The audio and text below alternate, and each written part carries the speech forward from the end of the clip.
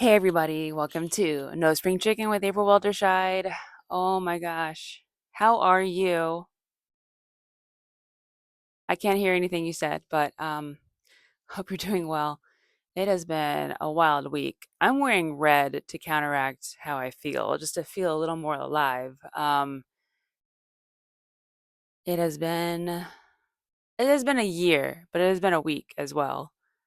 Let's get our boba situation situated. Phil is not here today. Phil is my producer, and he's not here. He usually sits in the corner over here, and I put a camera on him. He bought a Tesla this year, and I think he's just working to pay it. So he's working. I don't know. He's just needs to catch up, so he's not here today. But let's do our boba pop top. So grab your boba. I got one shot, which I'm so. This week has been so nerve wracking. I don't even need this, but got a one shot cafe mocha from It's Boba Time with red bean. I love it. And I just don't drink coffee, but I save the coffee for like this place if I'm going to drink it, or I do decaf at home. But lately, nothing, man. Oh, let's do the boba pop top though. Let's do that because I've been holding on to this boba for, I don't know, 30 minutes, maybe 40 minutes. I got it. Okay. So let's do it. Let's count down to the boba pop top. Here we go. Put my microphone down. Do it with me, all right? Do it with me. This is like a kid show. Mr. Rogers, like, do it with me. Okay. One, two, three. Sorry, I went on four. Hmm. All the ice was melted, but it's good. Did light ice, low sugar, 25% sweet. If I could do zero, sometimes they let me do zero, but not on the thing I ordered on. Mmm. Gosh, this tastes so good after what happened this week. I've been saving all my bobas for today. Kind of getting sick of boba because of this podcast. I've been drinking boba since 2010 when I found a shop called The Street in Mesa, across from Mesa Community College, where I was going to college.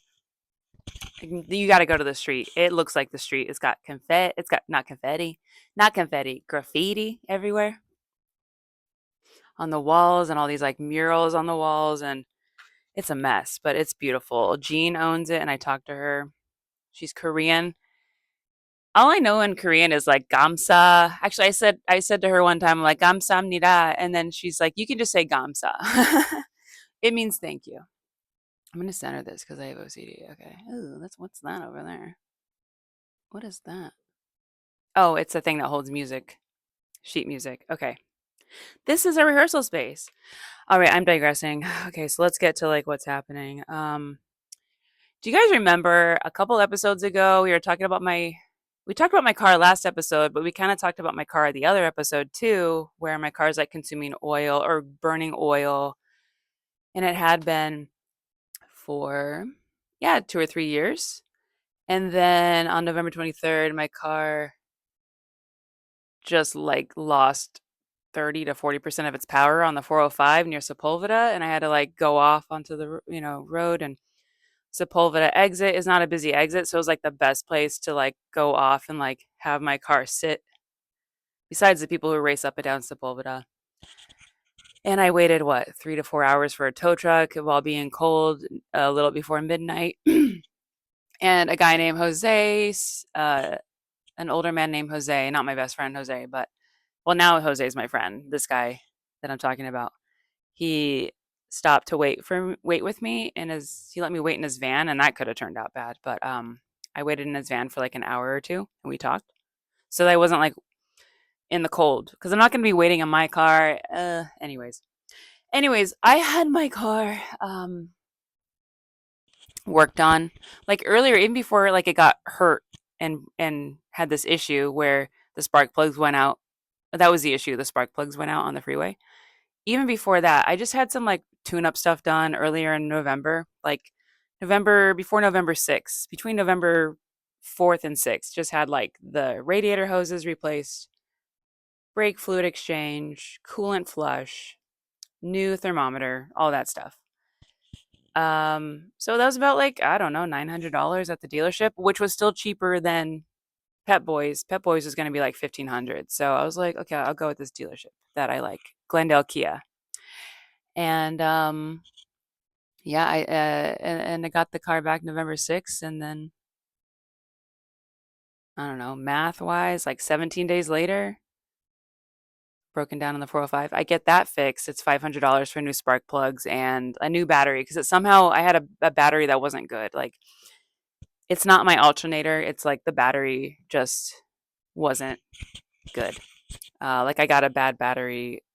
I didn't pay for the battery. It was under warranty. It's like the warranty exchange where you have a battery for a couple years, it dies, and then you get that like free battery because of the warranty. It was one of those batteries, but it was supposed to last, 2 to 3 years, and it lasted 11 months for some reason.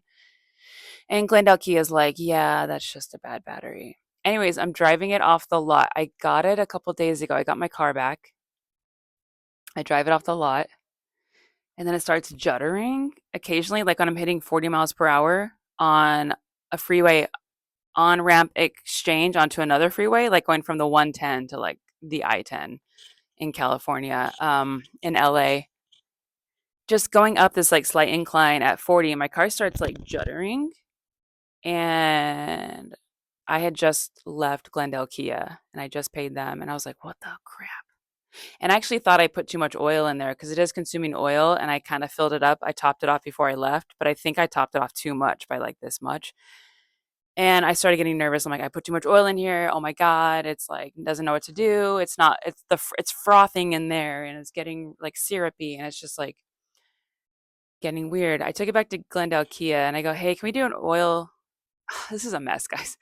A mess of me just spending money where I probably don't need to be. And Glendale Kia should have told me to get rid of the car, but I think they just want my money. But I go to Glendale Kia. I talked to Tony and I said, I think I just put too much oil in here. Can you guys just do an $80 oil change and get it to the right level and stuff? And then can you drive it afterwards? Can you drive it 20 miles up some hills just to make sure it's okay and if that juddering is still there? They do that and it's still juddering. So at some point after I approved the oil change, because I approved it that day and they said, okay, we'll do it tomorrow. We're going to keep your car overnight again. We'll do it tomorrow. Somehow, like when I got back to my apartment, my roommate drove me home and at some point I realized that, oh, that there's something else going on with this car to where like my gut feeling was like, it's not the oil. It doesn't matter that I went over by this much on the dipstick. There's something else going on with this car because like oil wouldn't do that.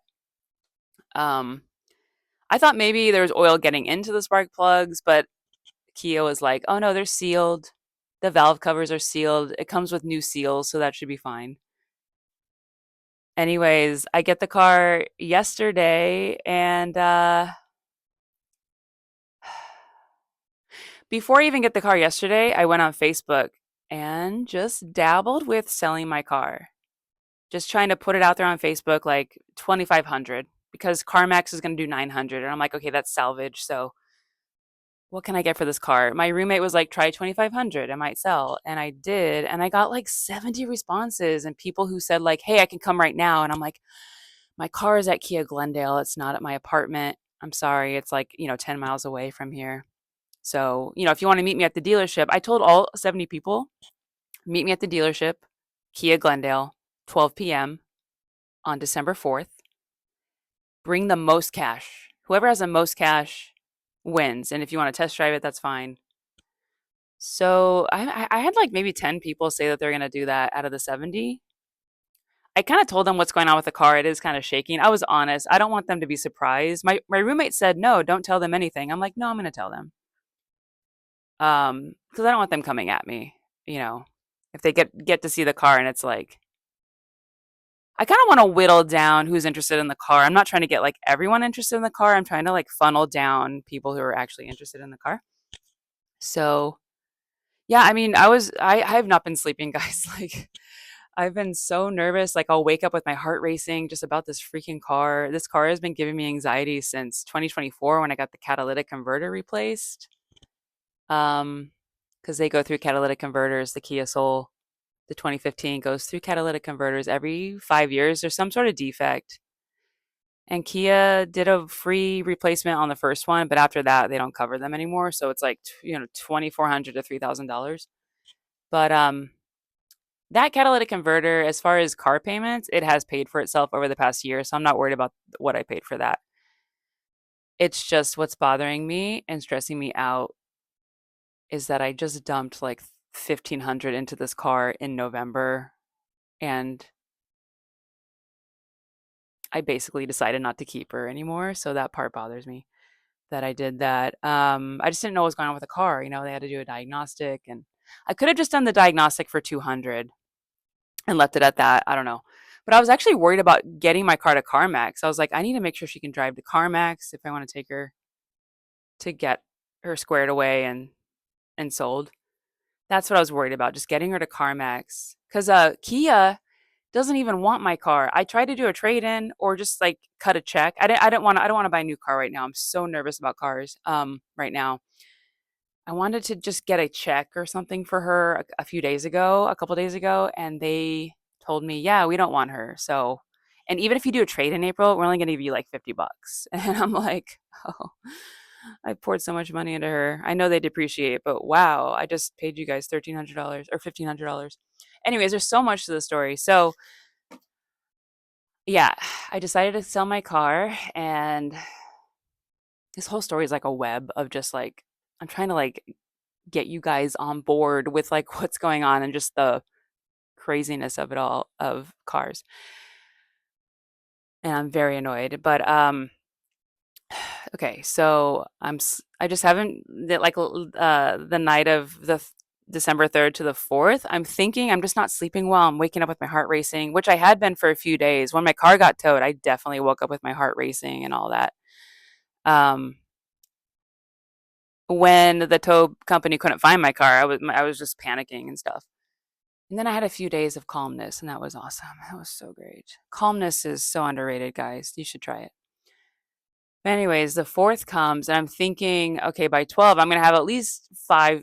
I think on Facebook, when you have a certain amount of people say they're going to go to your comedy show or whatever, like let's say 100 people say they're going to go to your comedy show, I think it's always like 10% show up. So only 10 people will show up. I've just noticed it's always like 10%. So I'm thinking like, okay, 50 to 70 people are interested, maybe five show up. But guess what? Nobody showed up to buy my car. And that really made me sad about the world. Except one person named John. One person named John showed up and he's test driving it. I get in the back. I've never been in the back of my car. And I'm like, wow, I'm going to sit in the back while you test drive my car. I've never been back here.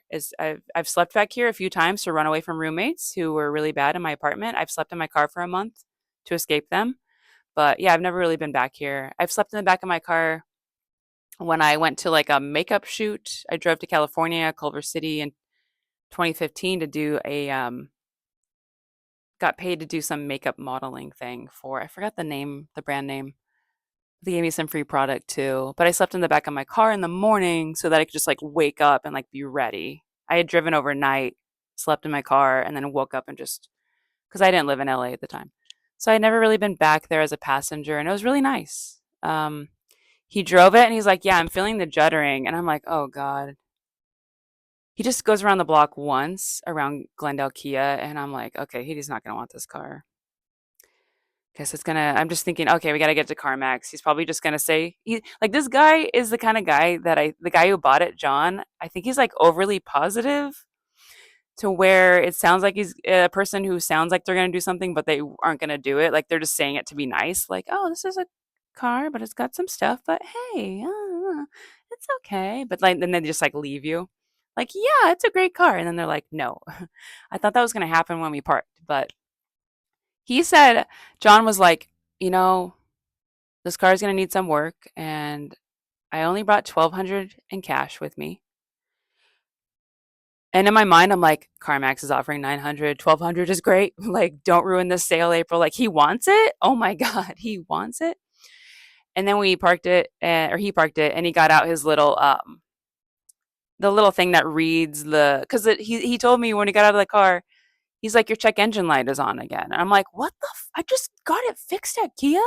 I spent $1,500 and the check engine light is on. Like, what am I paying for? Um, Kia basically told me the engine like slowly going out. It's slowly losing power, and that I should get out. Is what Kia had told me after I spent the money. They told me that, which is just stupid. Just bothers me. But yeah, the guy gets out this like plug thing to find out the codes going on with the car. He's like, let me check that check engine light, see what the codes are, see if I can like, if this is something I want to deal with.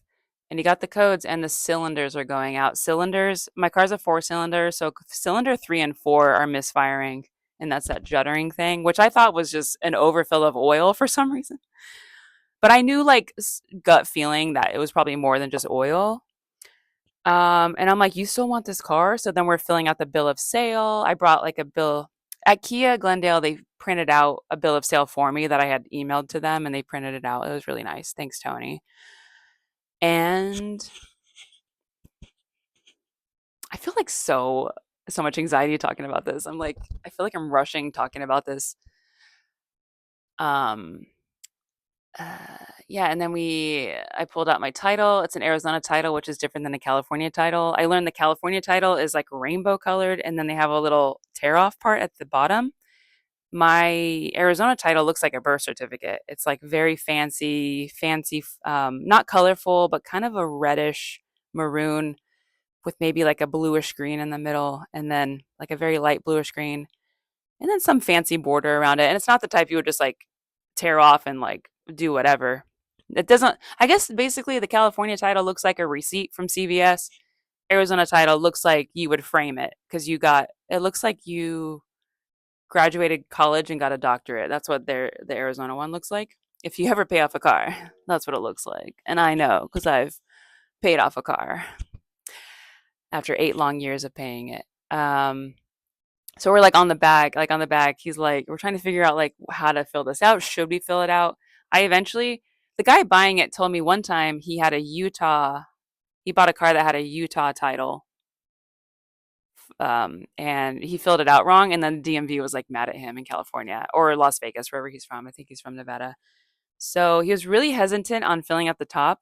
But I'm like, dude, like I do need to fill out something here because I don't want to come back to you and have to fill it out and meet you at a DMV or whatever. So we just decided to have me print my name on the seller part, seller name, and then seller signature. I just sign it. So that's it. And then he gave me $1,200 cash. I got the stuff out of my car. Then, oh my God. I did one. This is the car I've had for 10 years. I've driven. There's so many memories. We're gonna go over memories with this car. Um, and then hopefully talk about something else. I'm so sorry I keep talking about my car. I really try to run away from everything I'm talking about on this podcast. I'm like, let's just get through it. Let's just get through it. So nerve-wracking to talk about. So it makes me so nervous to talk about anything on this podcast. Try to rush through it. Um, but we did one last drive. He was gonna drive my car back to his place, then come get his own truck. And I'm like, I'll drive my car. Like stupidly, my car again for the past year because it's burning oil. It has a puff of smoke that comes out occasionally, so I know the catalytic converter is slowly going bad again. Um, I've just had anxiety ever since my check engine light came on again last year for the catalytic converter issue. I just so much anxiety driving my car. But now with me breaking down on the freeway on November 23rd and missing a comedy show that I had to perform at, and waiting for a tow truck for 3 hours, I have this new trauma of driving the car, like even more. So I had to do this one last drive from Glendale, California to San Gabriel, California, which is kind of near like Pasadena, I want to say. And he's like, "Hey, do you want to drive it to my house?" And I'm like, "I hope it makes it." Like we went around the block, but now there's a check engine light on, and so I get in the car. My roommate follows me in his car, and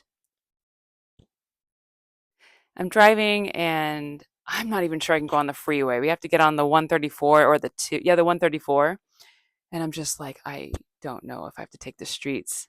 Like when he said, "Can you drive it to my house?" I'm like, "Uh huh." And then I realized as we were driving the route, I had his address, the buyer's address. I'm following the route, and I'm like, I have to get on the freeway. I don't know if she's going to go over 40. Like, I don't know. But she did. She went about 50, but right around 35, 40, she got that judder thing again, that weird, yeah, cylinder issue. And which I don't know why Glendale Kia didn't. Maybe they're just saying the cylinder is like an engine thing and that I just need to get out of the car. They're like, hey, this is going to be a lot to fix. So get out, sell it, April, while you can drive it. But I drove it like, I don't know, 9 miles, 10 miles to his house and we made it. But the drive, I filmed it for Instagram. I might post it today. Um, the drive was like, I was listening to this like Mew. I was listening to some old songs I used to listen to in the car, and just sometimes like while I'm driving, if there's a check engine light on, I just don't like driving with check engine lights. Like I think I'm gonna die. I'm having like I don't ever have lights on in my car. I know other people have lights on in their car, and that's they don't care. Like they have like warning lights on their car, and they're just like, this is my car. Like this is just how it is. I don't like any lights on my console. Like I like seeing no lights. It makes me nervous. So while I was driving, I sometimes like to just cover up the check engine light with my hand on the steering wheel so I don't see it. And the last drive, I tried to make it like, even though I was going only 50 miles per hour on the freeway to be safe and not have her break down, I was just trying to just be 30 again when I bought her and kind of relive that and checking my microphone, make sure it's on. Just reliving it, like listening to Mew, listening to Am I Right, or and started to like get really sad just knowing this is like my death. This is my funeral drive for her. This is my last drive with her. And it's weird because she looks great. She looks perfect. I think that's why the guy wanted her. He said that I maintain my car. He's like, you maintain your car like really well. I can tell she's been really well cared for, even though there's like somebody vandalized her on the outside on the driver's side. There's some things on the outside. I've actually backed into something too. There's no like dent, but there's like a scrape on the bumper and yeah. Um she deceivingly looks healthy on the outside. My Kia Soul, she's green and it was nice just to do one last drive with her and yeah. I've never owned a pet, guys. My parents have the pets. They've put down so many pets. I've been through so many pets being put down. Not, I haven't been there when they've been put down because they're always put down when I'm busy. My parents will go put down a pet like when I'm in school or ever since I was a kid. They just don't involve me with seeing a pet die. But I don't have any pets. So like this car for the past 10 years has been my pet. We've been through. She's been the longest relationship that's not family. She's yeah, this car has been like the longest relationship I've had besides my childhood friend Morgan or like Jose, the person I do sketches with. I've known him for 15 years. Morgan, I've known since 1991.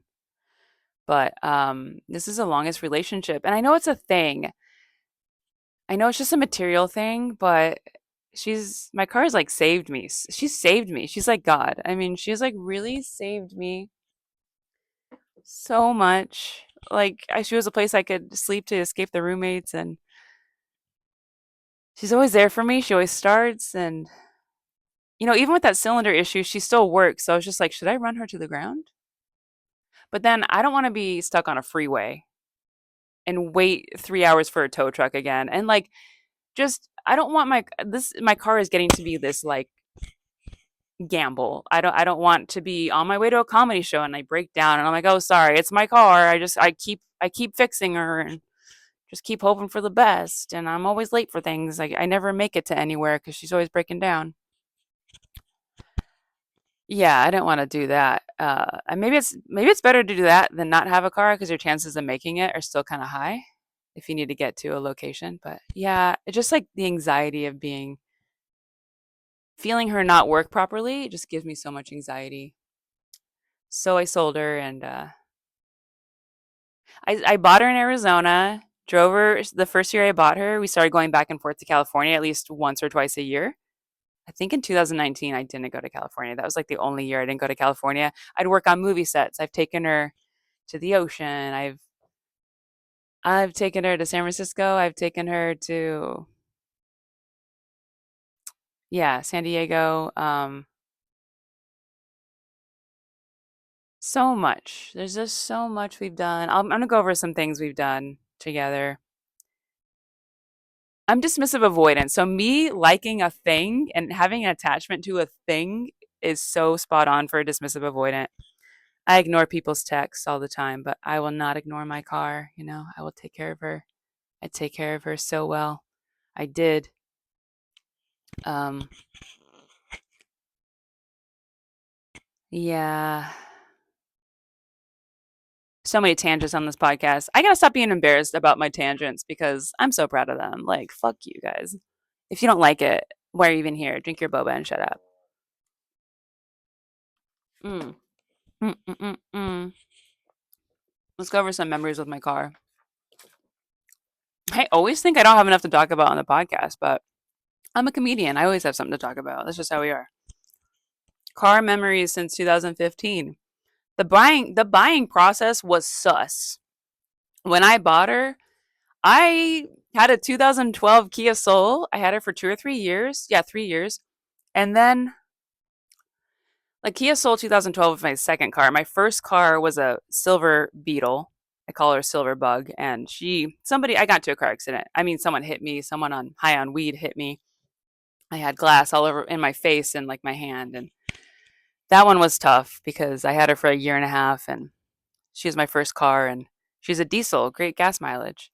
Polluting the earth probably, but great gas mileage. And yeah, seeing her at the wrecking yard when I went to go retrieve some stuff and get her little Volkswagen blue flower out of there, that was tough. That made me cry. But the Kia Soul from 2015 is like the one I've had for 10 years. Anyways, I traded in my 2012 just on a whim one day. I traded it in because I was like, the warranty is going to be out in a year or two, so let's just trade it in. And I was like, I can buy a car on my own. I'm good. And then, no, it wasn't good. The contract was really bad. I showed my parents the contract. They're like, stuff isn't adding up here. Like, all these numbers aren't adding up. And I was like, well, fuck. And then my mom, I just thought my payments were too high. Is why I told my parents I was living alone. And I'm like, I bought this car, and I think my payments are too high, even though it's like an 8-year loan. Um, so my dad looked at it and he's like, yeah, these numbers are weird. And he's like, Dixie, take April to the dealership, drive that car back, and make them redo the contract. And then we talked to the Mark Kia Scottsdale manager, and they redid the contract. They knocked off like $2,000 or $3,000. They gave me the manager's special. I didn't know you could drive a car off the lot and bring it back and redo the contract, but bring my parents with you, and that'll happen, I guess. So ever since then, I've been hesitant to buy a car on my own. Like I'm not in a rush to get into a car right now because I'm going to go to Arizona December 19th. I'm flying out there. I wanted to drive. I told Phil I wanted to drive, but yeah, obviously it's not happening. It's like me and Phil talking about my car jinxed the car, and then the car like broke down after that episode. Phil, us talking about my car broke it down. That's what did it. If he was here, I'd be telling him right now. Yeah, we talked about my car. I brought it up, but we talked about it consuming oil or burning oil, and you said that's not good. And after that, my car went downhill. It must be that. No, she was almost to 200,000 miles. It was probably time. She's 178,000 miles. But yeah, so buying the car was sus. We had to redo the contract. That gave me anxiety, but she was great after that. No problems. What else? Memories with my car. Long drives on the 202 East. When I had a boyfriend named Zach, he's a comedian in Phoenix. Actually, I don't even know where. He lives all over. I don't know where he's at now, but I don't know if he's really a Phoenix comedian or just like anytime he has a breakup, he runs off to another town and he'll live in Idaho or like live in Kentucky or yeah, he kind of runs off. I think he might be a scammer actually because he tried to get me to pay an internet bill that I was already paying like when we lived together for a few months. we had the same internet for my it was at my duplex we lived. He moved in. He wanted to get away from like his dad. I don't think he really liked me. He just wanted to get away from his dad. But he moved in, and at the time I didn't know that. Now I just scrutinize guys like crazy. I'm just very suspicious of every guy who talks to me. And I'm like, what the fuck do you want? You gotta do that because they're very opportunistic. But even girls are though too. Um, I remember there's an internet bill that eventually he broke up with me because he found an RV or something that he wanted to live in, and I would give him like his name was on the internet bill, so I'd give him money for that, like give him half the amount. But he went past due, so he was pocketing my money for maybe a month or 2 or 3 months. He's pocketing my $40 that I paid him. And then I got this past due internet bill, and I'm like, wait, he hasn't been paying it? We had just broken up like a couple days before, so it's not like he should have been paying it. Like if we had broken up months ago, it wouldn't make sense, I guess, but it had been just recent. So he was supposed to be paying it. So what I did is I knew where he worked. Like I knew his boss's address, so I just like wrote the address for his boss. And I'm like return to this address, and I just put it back in the mail, and he got it and he paid it. So that was a win. He actually owes me rent still. He owes me I think $100 in rent. So if you see Zach, get $100 from him and send it to me on my Venmo or my Zelle. My Zelle is 480-748-8846. Anyways, I bring up Zach because he had a food truck. He made a food truck. He gutted out a truck, and he was a comedian, but I think he's more like Gary V instead, the self-help guru. I think he's trying to be like a Gary V. I don't think I mean he has comedy albums out, but he only has like one joke that I think is funny. So I'm like maybe he's more of a self-help person. I think he doesn't see himself as a comedian, but as like a self-help wannabe or something like that would be his ideal life. But he uh, gutted out a couple of food trucks. He made a coffee truck and then made like a grilled cheese truck. And then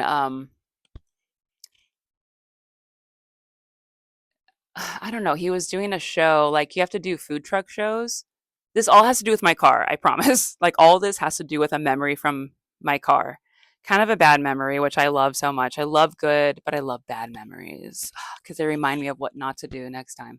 You'll learn from them, you'll learn from the bad memories.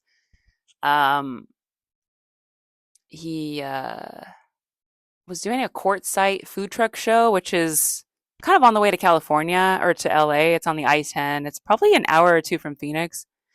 But he lived with me at the time, and he didn't live with me very long. I want to say 7 months or less. And he needed to like slow cook pork for 12 hours, but he didn't have a kitchen to do it in, so he did it in mine, of course. And I'm vegan, so that's very offensive. And when you slow cook meat at like 200 or 250 for like 12 hours, I mean, it's going to smell raw like you killed an animal. Like it's going to smell like blood. It's going to smell like the meat section, the meat deli of Whole Foods. Like that's the most horrific smell. I like Whole Foods, but I don't like walking by the meat section. I definitely plug my nose because it's all raw and disgusting and gamey. And so yeah, there's a gamey smell in my duplex for 12, yeah, probably 6 hours. Then it eventually started smelling like meat, which I don't like. I don't like cooked meat smell either, so it doesn't really matter for me. I don't like any of it. I don't fucking like any of it. I've been vegan since 2013 and vegetarian since 2007, so don't come at me with that shit. But I was 32, no, I was 31 at the time, and stupid. So, I didn't love the guy. I could never fall in love with him. But he slow cooked it. Then that's okay. Like you would think he's done cooking it. Get it out of my duplex. Like go take it. But he always had car problems because he also I like buying new cars or semi new cars because there's a warranty and it's not going to break down. But a lot of guys will buy old rickety pieces of shit and just keep pouring money into them, and then they break down, and then they're trying to use like I'm kind of using my roommate as a ride right now, so they kind of use other people as rides. And he Had this old truck we had actually gone to sell. His truck did not work anymore, but someone bought it. And that's when I was like, oh, there's promise. If my car ever breaks down, someone's going to buy it. And my car was kind of broken down a little bit. She still ran, she still drove, but someone bought her for more than I thought. And that's great. So that's where I learned that. But I had to drive this freaking 12 pounds of cooked pork across from Mesa to Goodyear. Oh my God. I mean, it was horrible. Like, all windows were down. All windows were down. Had my head out the window, just like driving, like, oh my God, I'm dying. I'm as dead as this meat in here right now. And that's when I knew it was over between us. I was like, this guy sucks. Like, yeah, he's a go getter, but yeah, get lost, you know? Uh, you're not helping me. And then he tried to scam me with that internet bill thing by pretending he didn't pay it, or pretending, just trying to make me pay it or something. I don't know what happened, but yeah. So that's my memory with my car as far as that, like driving pork across Phoenix to get across Phoenix, it takes about an hour. I don't know if there was traffic, but it may have been on a Sunday. Yeah. I'm not saying I would date a vegan either. I would just date nobody. There you go. I don't date anybody. I don't even do one night stands. I don't do situationships. I'm alone. Like, I'm like alone, alone. Like, nobody's getting in here. Nobody's getting in here at all. I know guys who will say, like, they're like, I'm celibate, but they're like having sex every week with like a random girl. And I'm like, no, you got to do no sex for 15 years and not murder people. Like, try that, bitches. Try that, guys. You can't even fucking do it. I'm so proud of myself. Okay, so blah blah blah. Oh, I picked up Beth Stelling after, not after. Bird City Comedy Festival premiered in 2016, I want to say, and it's run by Genevieve Rice, or it was. I don't think it is anymore, but I remember the first year it started. It was like started on my birthday, April 9th, and I had a little party at a Nile coffee shop in downtown Mesa. I love like local stuff and like promoting local stuff in downtown Mesa. I used to film sketches in all the stores to kind of promote that store, and I love that so much. Like, just Portlandia style, promoting the local shops in some funny way. That's my favorite thing at the time. I don't know if it's my favorite anymore, but it was in 2016, 2015. But I had a little party that I had to go to at now coffee shop. They kind of booked the shop for me just for my party. And I think only like 8 people showed up, or five, but it was really fun. I usually do parties at my duplex, but I just wanted to do it at a different place. And um, earlier that day, though, I got to pick up Beth Stelling, the comedian, from the airport. That's really cool. And she has the same birthday as me, April 9th. I think she's 1 year younger. Although I probably look younger. I don't know. I have probably not toured enough to look older than I am. I'm not saying she looks old, but like, I probably look like I need to have more comedy experiences. I have not had enough experiences in comedy. I've had a lot, but I need more. Um, but I got to pick her from the airport, and then we were talking. I remember a specific story that Beth Stelling told me. She said, at the time, Stand Up Scottsdale was running. I had done a few open mics there, and I had a lot of fun. But I guess the owners were bad. The owner of, oh, what's the other one that is? There's a guy who actually is in a guy in Arizona who's in a lot of stuff you've seen, like Brooklyn Nine. Is it Brooklyn 999 or 911 or Brooklyn something with Andy Samberg? He's been in that. Can't think of his name, but he ran another comedy club in Scottsdale that was competing with Stand Up Scottsdale. I can't remember the name, but there's two clubs in Scottsdale, and they were competing with each other. And I guess somebody there, either the owners or somebody there, would try to hit on Beth, or like try to hit on female comedians, or do really crude sexual things towards them, or pressure them into something. And she was talking about that. And that made me scared, but I'm not surprised. But I was just like, okay, that's good to know. I'll watch out for that. And then there's a specific story, though, she told me about a pigeon, where she said she was sitting in traffic one time on the way to a comedy show or something. I forgot where she was going, but she saw a pigeon slowly get crushed. This is a terrible story, but it's memorable because it's bad. So the negative, like human brains love the negative. So she saw like a bird or a pigeon slowly get crushed by a tire, but it didn't know it. Almost like the frog being boiled and it slowly, but it doesn't know it's being boiled. Yeah, she slowly. I don't know why she brought it up, but I can't remember. But that has stuck with me for no real reason. Like, there's no. I guess the moral of the story is to keep moving. The moral of that story is like keep moving. Don't ever stay in one place for too long because you're gonna get crushed. Like, don't stay with your car, April. Like, I will hang on to something, not a relationship, but I will hang on to something because I like to be very stable. In my life, I don't know if I seem stable on the podcast, but in my life, I do very like I think long term as far as my decisions. I think like where do I want to be in 5 years from now, and is this a good decision for that? Um, so yeah, I guess the lesson is to keep moving, and but I just think I held on to my car too long, is what I think. I probably should have. I kind of knew by August this year would be if I kept my car till August this year, that pays off the catalytic converter basically. That like justifies me getting that catalytic converter and spending $2,400. That pays that off. I had the money at the time, but as far as like, okay, if I divide this amount into car payments, it would be paid off by August, even though I paid it all up front. Like, I had the money at the time, I paid it all up front. Like if she lasts another year, we're great. And she did. And yeah, I kind of knew by August I should probably look into getting rid of her, but she was working great. So I didn't. And then November comes and she's having major trouble. And I'm like, damn, okay. Probably could have gotten more money for her, maybe another $800. Anyways, whatever.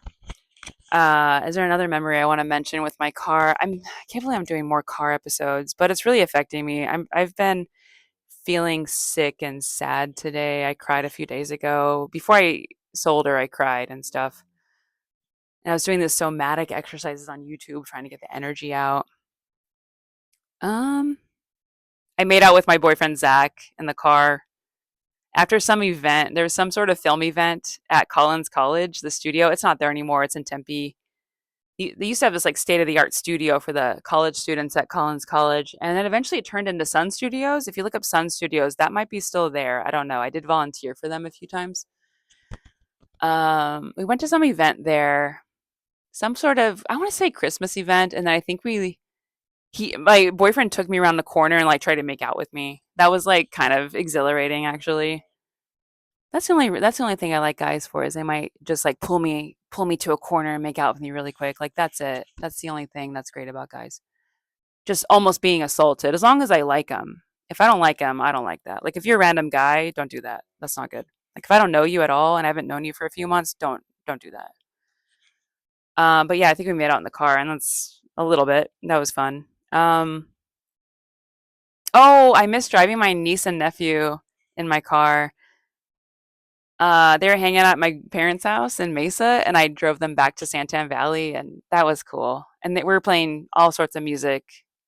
I was playing jazz at the time, and that was fun. I played maybe something they liked, I forget. But another time, my niece was just hanging out at my parents' house, her grandparents' house, by herself. Her brother wasn't there. He was in Santan Valley with his parents, and I drove her back recently. I want to say probably in April, I drove her back. I played jazz again, like Sinatra or Nat King Cole or whatever, and I thought she was liking it. But then I turn around, it's daytime. I turn around and she's asleep like this, like, and the windows open a little bit, and she's like in a little car seat. But yeah, she's like 7 years old. She's like, and I just thought it was funny that Jazz put her to sleep. That was hilarious. Um, Yeah, I'm gonna miss driving them around. I actually can just in Arizona lately, I've been flying this year to not put miles on my car because I wanted to keep her preserved as long as possible. So I've just been kind of renting when I'm in Phoenix, I'll be like or Mesa, I'll be there for a week or a week and a half. But one of the days I'll rent a car, depending on what I'm doing. If I'm doing a comedy show in Desert Ridge or Desert Ridge Improv or Stir Crazy or whatever the fuck else, stand up live, I will rent a car so I can get there instead of taking the bus or trying to figure that out. Because I used to take the bus in Arizona for 6 years, from like 18 years old to 25. Then I got a car. My first car was that Silver Bug. Um, yeah, I'm gonna miss driving to all the Phoenix open mics and the open mics here. I mean, I still live here, so I'm gonna go to the open mics anyway. I don't really do open mics anymore, by the way. I don't. I'm trying to get that out of my repertoire and just do them occasionally. I've been working stuff out as jokes at home, and then I go do it live, and it's a success. So I'm like, okay, I've been doing this over 10 years. I know what works. Um, but I do miss. I go to open mics usually to just socialize. Like I miss going to the pizza mic on Grand Avenue in Phoenix. Uh, El Charo Hipster, driving to that, seeing my comedy crush. I had a crush on a comedian there in 2019, 2017 to 2019. He's really funny. I think he's funny. Somebody on Facebook just mentioned, somebody on my Facebook comments a few weeks ago mentioned his name, and I was like, oh, okay. I don't like him anymore, but at the time, um, he doesn't live in Phoenix anymore, I don't think. But just, yeah, driving to wherever, whatever open mic popped up. Like, there was one on, like, I mean, Bridget's I did a few times, and then did some shows there. I did more shows there than like open mics because it's kind of too far for me. I don't really want to drive that far. But if I was dog sitting and like I had a dog sitting client at Shea in 30 seconds, so then that's when I would go there. But let's see what else. There was another open mic on Cave Creek. Oh, there was a show on Cave Creek at this bar. I can't remember the bar. Different bar. And my crush was there one time. He popped up, and I'm like, "You're on the show?" Because like you're not on the flyer. You just popped up. Oh, I miss Comedy Off Main Street. I drove to that even though I could have walked because I lived on I used to live on Udall.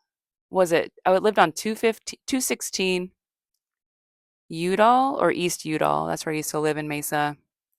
Um, I could have technically walked to Comedy Off Main Street, but I didn't. But there's some good memories there. What else? Oh, Queen's Pizzeria. It's not there anymore. Downtown Mesa. That was a mic. And now it's Tacos Chihuahuas or something.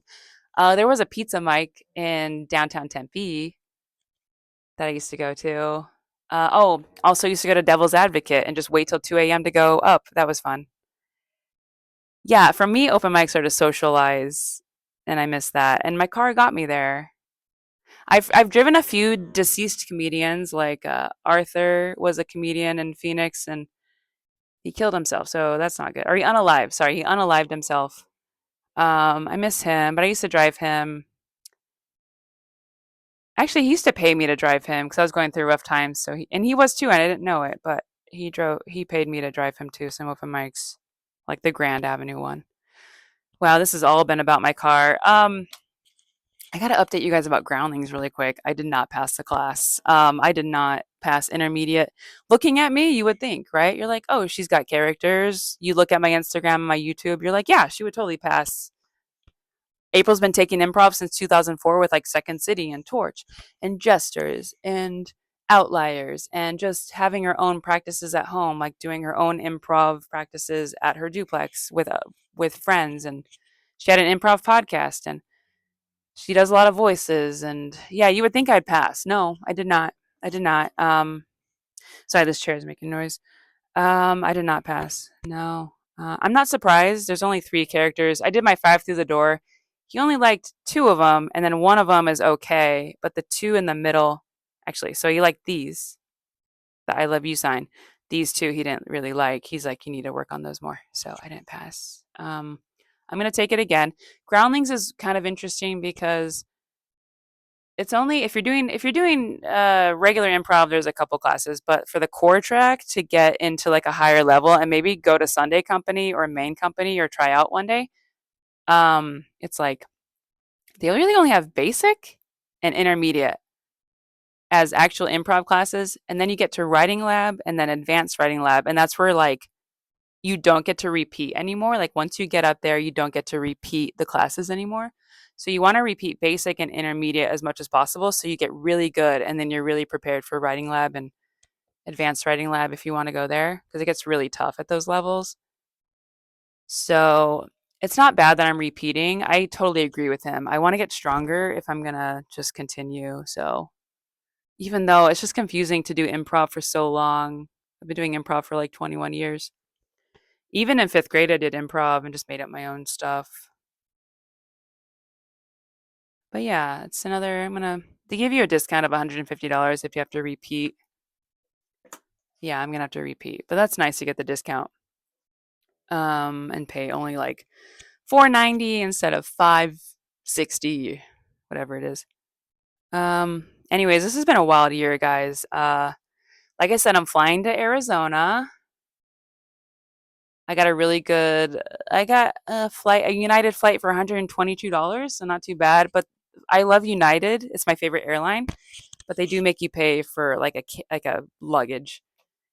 It makes the fact that you can't really bring a carry-on unless you're some club member with them or some sort of higher level membership with them. It actually makes boarding so easy. Like with Southwest and Delta, I feel like boarding is such a mess. This is like an ad for United right now. With Delta and Southwest, boarding is such a mess. Everybody is bringing a carry-on bag and they're trying to fit it up there and they're taking their time. The boarding is so slow. Everyone's putting their luggage out there. Sometimes they ask you to, please, will you let us put your luggage on the bottom of the plane to make boarding easier? But a lot of people say no. I don't want to go to baggage claim after. With United, you can't bring anything. You can bring maybe a purse, but you can't bring any luggage. You do have to check it on the plane and put it underneath the plane. You can't bring it on board with you. You have to go to baggage claim after you land. So it makes boarding so much easier. Fly United, even though you have to pay $40 to get your baggage on there. I'm going to bring the biggest suitcase I have and pay $40 to have it on, but I get a good price for it, so it's worth it. I actually bought a one-way ticket to Phoenix. A one-way ticket. I've never bought a one-way ticket. That's why it was $122. That's not round trip. And that is just in case I buy a car in Phoenix. I might get a car in Phoenix. We'll see. I might drive it home to LA. And knowing my dad, he's the type of person who's like, he can't stand to see me not independent. So when I get to Phoenix, I don't know, this may not happen, but I know how he is. When I get to Phoenix, he knows my car got sold. It's going to really bother him that I don't have a car. And he's going to be like, we're going to go look at cars, okay? I don't really have time, April. I'm running a business. I don't have time, but we're going to look at cars. I don't have time, but I'll take you to look at some cars and then we'll try to get a deal. And I don't have time for this, April, but like he's that type of person. He's like, I don't have time for this. We have a lot of Santa's Secret tree water sales right now, and we're making them as fast as we can. We have employees, and I don't have time for this, but I will take you to Mark Kia, the Sweer Car Company, wherever, and we'll find you a car. But I don't have time. I should just do that as my dad's character if I ever do that in Groundlings. I don't have time. Pretend I'm not here, but I'm going to take you to get a car. But like when you talk to me, pretend I'm not here, okay? But I don't have time. But like we're going to go get you a car so you can drive back. It's smart that you bought a one-way ticket. That was a good call, even though I hate that you sold the car and you needed to buy a new engine. But anyways, I don't have time, but we're gonna get you a new car. That's my dad. And I'm glad my dad's alive. Like however annoying that is, I'm glad because he's so good at like criticizing the fuck out of salesmen. So my dad doesn't take no for an answer. As far as when it comes to his money. So and me like worrying about stuff before it even happens definitely comes from him because he's definitely has a lot of anxiety like I do. I think it was given to me through my DNA. Let's see if there's anything else I want to talk about. Oh, this podcast has been about my car again. Oh no. But that's how I'm feeling. I'm feeling sad and may not seem like I'm feeling sad, but I woke up today just feeling like kind of dead. But also, like, half of me is just happy my car is gone because now I don't have to worry about her I don't have as much debilitating anxiety as I did when she broke down in November. And then over the past year, I just every time I got in, I'd feel like a lot of stuff going on subconsciously, like she's burning oil. When is her time gonna end?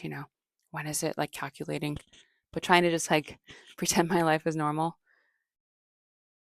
Yeah, I think that's it. I mean, we're running out of time, but I wish I had other worries besides this. I don't want these car worries. I'd rather have like a TV show of my own and worry about production. Like I'd much like anyone who's worried about their TV show they have and their team and like their writers, and I want that. I want that so bad. I don't want to worry about admin stuff like a car. I don't want to worry about a car. Like I don't want anxiety over a car. That's so stupid. I judge myself on that. That's a stupid worry to have. I mean, it's transportation. It's like a car is kind of like having a house. And in New York City, people don't even have cars, some of them. If I lived in New York City, that subway is good enough for me to get around in. Like, I wish we had that in LA. The subway's so efficient out there. I know there's people who live without a car just fine, like I did when I was younger, but in Phoenix, it's kind of hard. I did take the bus eventually. But yeah, I would love to have more entertainment worries. Like, oh, I have a comedy special coming out. I'd rather worry about this and not worry about a stupid car. I just hate that this podcast episode is about my car. But I'm sure it's like really relatable. Talked to someone at my credit union and she said, yeah, what I did is totally relatable. She had to do the same thing. Her Tahoe, after 20 years, started breaking down more. And then it got to the point where she wasn't sure if she's going to make it to her daughter's soccer game. And so she had to get rid of it. And I'm like, okay. But yeah, let's hope that in 2026, I have TV production worries and like, oh, we need to get this script fixed for the FCC and whatever else.